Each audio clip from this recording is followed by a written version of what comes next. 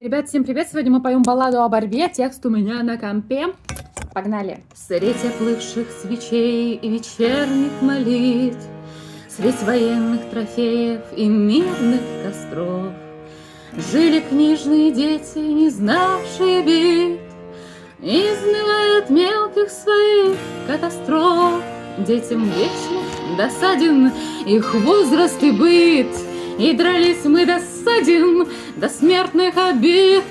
Надежды латали нам матери в срок, мы же книги глотали пьянея от строк, и сосала под ложечкой сладко от фраз, и кружил наши головы запах борьбы со страниц пожелтевших, слетая на нас.